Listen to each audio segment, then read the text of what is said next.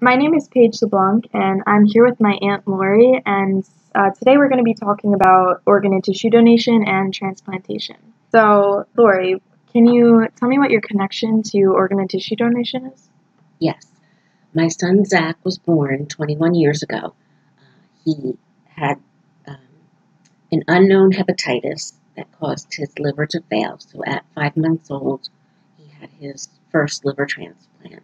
He had a great childhood. He takes immunosuppression, but he was very healthy, went to school, played sports, baseball, soccer, very active kid.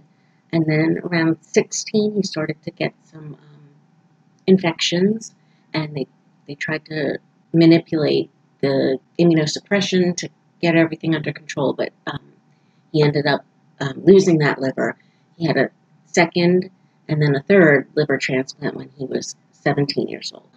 So we have the recipient on my son's side, and then I have a cousin, Sarah, who in 2007 became a donor.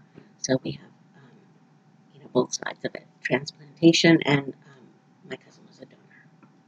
So, before all this happened, how much did you know about organ and tissue donation? I was thinking about that. I don't think we even knew it existed before they told us Zach needed a transplant. I don't remember even knowing about it.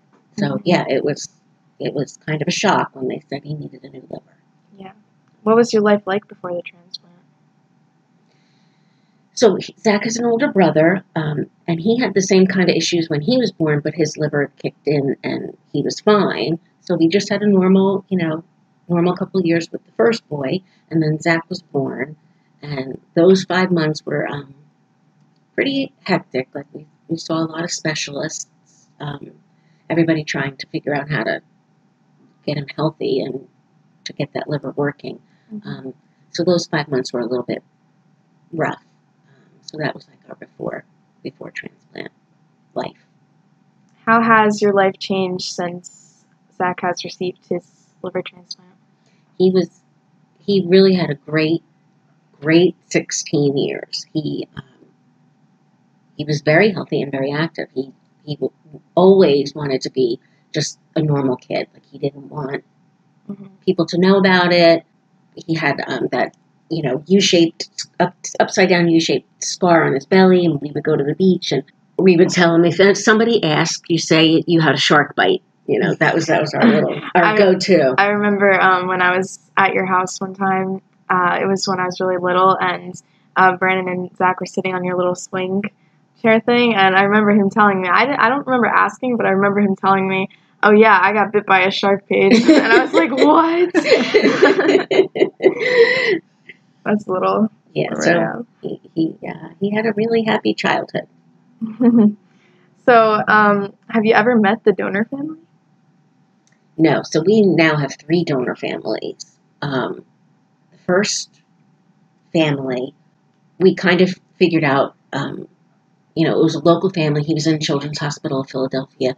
We just through certain things, we figured out who it was. It was an unfortunate accident of a little 13-year-old boy in the city. So every year on the liver anniversary, I would write to the family and include a little picture and just tell them, what a gift they have given to us and what a joy Zachary is. But we never met them.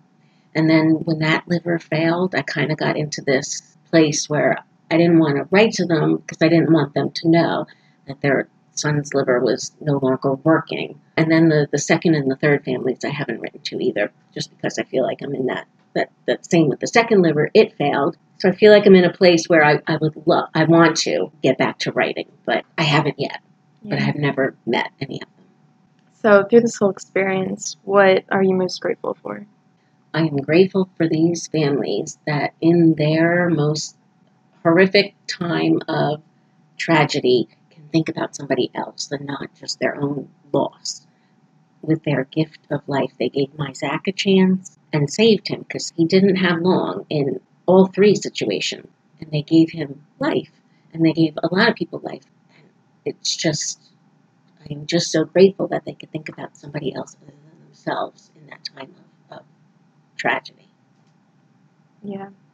So, Do you have a motto that you live by throughout this experience? I would say not in the first 16 years. I feel like in the first 16 years we were just a regular family, but that second and third transplant really took a lot out of our family. He was in the hospital for 7 months. It was not a good time. So I think what we learned from that experience is that if he's healthy, we have to go and do whatever it is. We just can't, we can't put anything off because you just don't know what the future holds.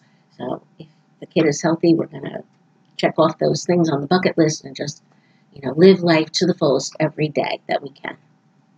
Yeah. So what's like the happiest memory you have from Zach's childhood? We used to do family movie night in the house. So all three boys, we would go upstairs to the family room, and they would make little movie tickets, like write up little movie tickets, and they would put seat numbers on it, and they would put little seat numbers on the couch. So it was all very, they'd make popcorn, and, you would have to buy the popcorn and the drink. It was all very cute. Like, it was just, I loved family movie night, watching, the Disney movies. And we took many family vacations, like with extended family, like you, down to North Carolina and Maine, and those are precious to me because we spent time with family, and I love, love, love how close all the cousins are, and I just, with my sisters and my mother, and those are my happiest memories. So how do you share Zach's story with others, or your whole experience?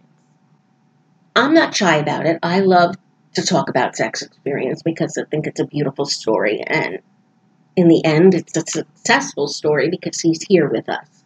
So I'm not shy about talking about it. He would prefer to be just a regular kid. He doesn't really want to talk about it.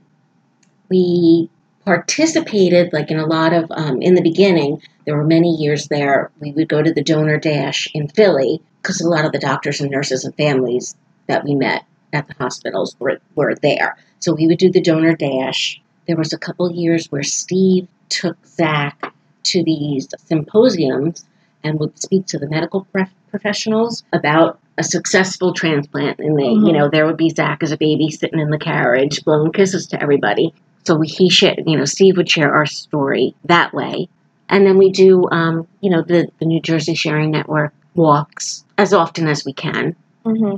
There was we participated in Belmar's Donor Day a few times. We would set up tables on the boardwalk, and we would go with buttons and bracelets and bumper stickers, and ask people to come to the table to hear our story. So we did that for a few years too. So there's been different ways we've shared the story.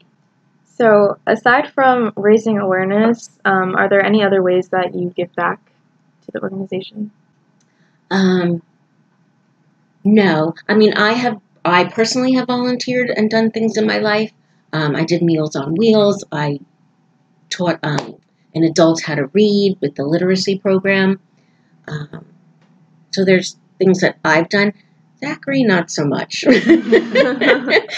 But he is always busy with, school and sports. So, we did the breast cancer walks for my Aunt Mary Ann, who died of breast cancer. So us as a family did the breast cancer walk. So that was other ways we've given back. So what would you say to someone who is not sure if they want to register as an organ and tissue donor? Well, we are just so grateful to all our donor families. And it's just the greatest gift of life that you can give somebody is to give the gift of life. I don't know why you wouldn't want to share that with somebody and give someone an opportunity to live. Yeah. Well, thank you so much, Aunt Lori, for coming in today and sharing your story. We hope that your story will inspire people to sign up as an organ donor and check that box to give the gift of life. Thank you, Paige, for spreading the word about organ donation.